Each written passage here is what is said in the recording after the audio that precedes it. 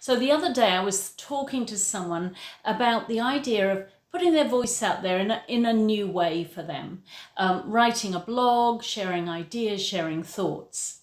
And one of the things that came up and that we were tapping on was the idea of what will other people think? And this stops so many of us in our tracks. I would say that generally 95 and upwards percent of the time we don't know what other people are going to think. People don't normally share their thoughts back with us, and if we ask them, chances are they're going to give you a nice version.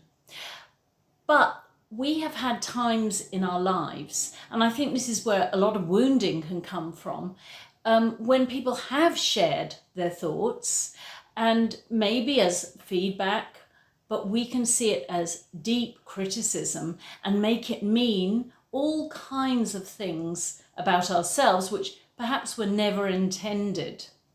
I certainly have snapshots in my memory of so-and-so said this, all right? I remember, for example, my music teacher at school. He was fabulous. I absolutely loved him. But he said to me at some point, "Are you sure you should pursue performing?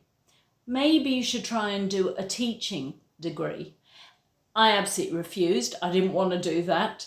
But it replayed in my head as criticism for many years to come.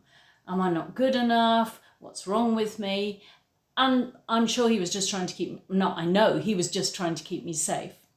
And we can do this. We can turn a little remark, which maybe was just said as a throwaway remark or just a thought they had at the time, we turn it into a whole thing.